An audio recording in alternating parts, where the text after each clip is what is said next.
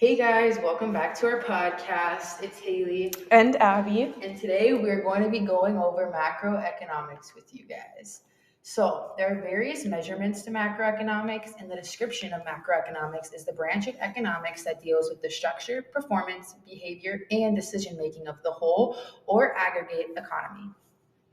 Okay, so first we are going to be talking about aggregate supply.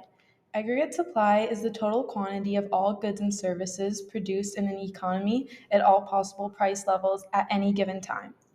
And then you also have aggregate demand, which is the total quantity of all goods and services consumed in an economy at all possible price levels at any given time. For example, government spending on welfare, social assistance, infrastructure, the military, education, and social services. So, another part of macroeconomics would be poverty. Poverty is defined as the state or condition where there are people and communities that cannot meet a minimum standard of living because they lack the proper resources. These include, but aren't limited to, financial resources, basic health care and education, clean drinking water, and infrastructure.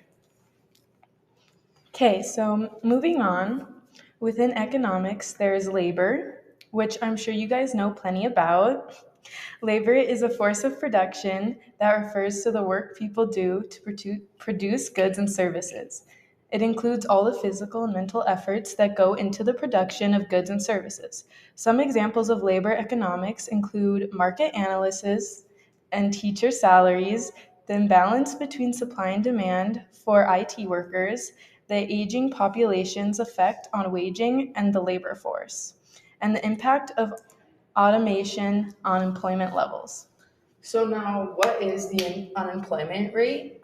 Unemployment rate measures the share of workers in the labor force who do not currently have a job but are actively looking for work. So an unemployment that occurs because it takes time for employers and workers to find each other, and it's also called frictional unemployment. And this is the case of when college students graduate engaged in job searches is a good example of a frictional unemployment. Those who did not land a job while still in school will try and seek work after school once they graduate. Now what are inflation rates? These are the annual percentage increases of the cost of living as measured by the Consumer Price Index. Consumer price indices are based on a representative basket of goods and services purchased by consumers in an economy. For example, let's say that $1 can buy a loaf of bread this month. Next month, the price of a loaf of bread increases to $2. That would really suck. Now we will talk about an exchange rate, which is a relative price of one currency expressed in terms of another currency or a group of currencies. For economies like Australia that actively engage in international trade, the exchange rate is an important economic variable. The exchange rate is the price of a country's currency in terms of another currency. For example, if the exchange rate between the US dollar and the Japanese yen is 120 yen per $1, $1 can be exchanged for 120 yen in foreign currency markets. Another part of macroeconomics is gross domestic product, otherwise known as GDP. It is the standard measure of the value added created through the production of goods and services in a country during a certain period. Gross domestic product refers to the monetary measurement of the overall market value of the final output produced within a country over a period. It depicts the economic production activity and standard of living of the nation in question for a particular year.